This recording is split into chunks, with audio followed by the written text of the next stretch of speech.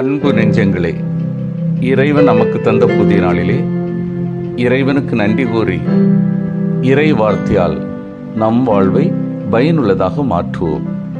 இறைவன் நம் அனைவரை நிறைவாக ஆசீர்வதித்து பாதுகாத்து வழி நடத்துவாராக. இன்றைய நற்செய்தி வாச சிந்தனை, எனது செல்வமும் எனது பார்வையும். மத்தேயு நற்செய்தி நூல் பிரிவு 6, இறை சொற்றொடர்கள் 19 முதல் 23 முடிய. இதன் விளக்கம் அறிவோம்.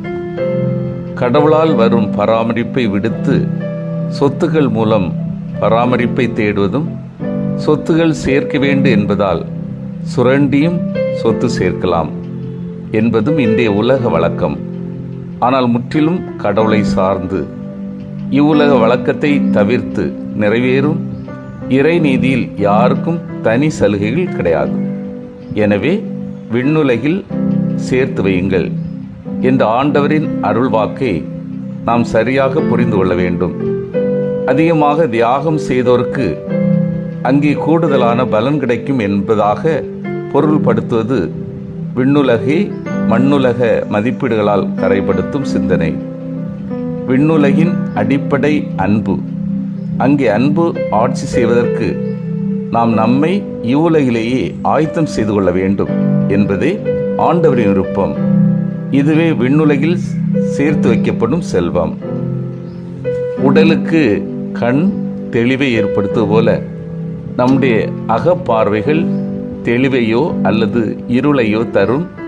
நம்முடைய பார்வை இயேசுவின் பார்வையாக மாற வேண்டும்.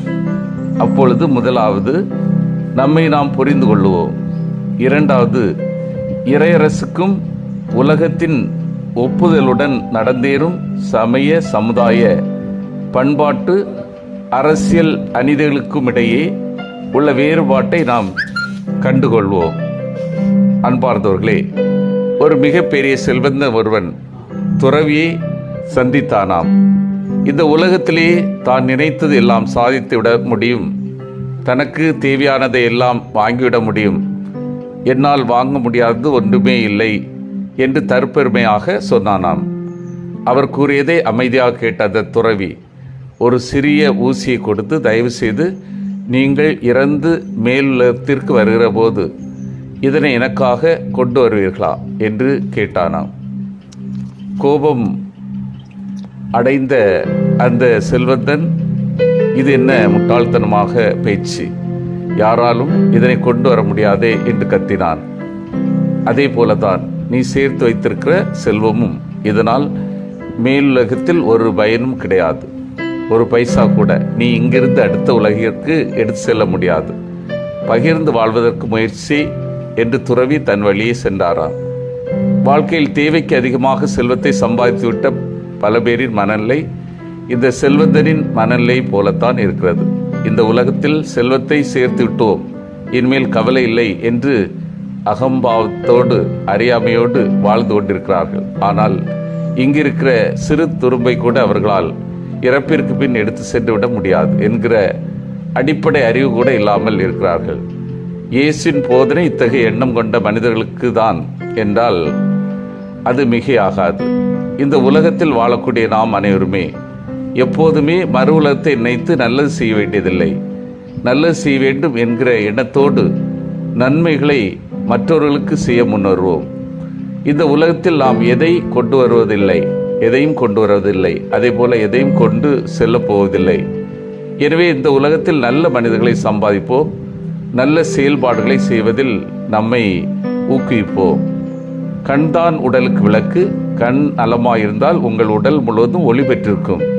அது கெட்டுப்போனால் உங்கள் உடல் முழுவதும் இருளாயிருக்கும் என்னும் உளவியல் வல்ல இயேசுவின் அருமையான செய்தி இன்று சிந்தித்து வாழ்வாக்கோ.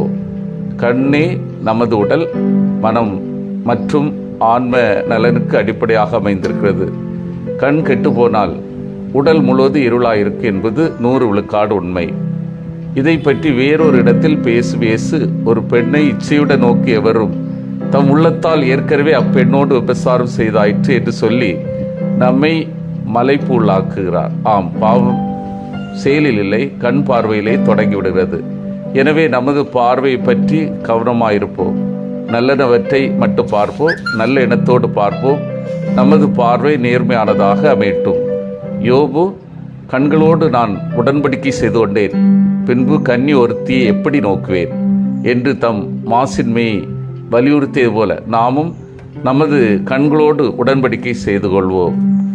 சிந்தித்து தியானித்து செயல்படுவோம். நான் இறையாட்சி மதிப்பீடுகளுக்காக செல்வத்தை பயன்படுத்துகின்றேனா? எனது பார்வை மனித நேயமும் ஆன்மீகமும் கொண்டதாக உள்ளதா? எனது முன்மாதிரியான வாழ்வால் பிறரை வழிநடத்துகின்றேனா? மன்றாடுவோமாக. வல்லமை மிக்க இறைவா, நாங்கள் அனைவரும் இறையாட்சி மதிப்பீடுகளுக்காக செல்வத்தை பயன்படுத்தவும், எங்களது பார்வை மனித நேயமும் ஆன்மீகமும் கொண்டதாக அமையவும், எங்களது முன்மாதிரியான வாழ்வால் பிறரை வழிநடத்தவும் வரம் தாரும். ஆமீன்.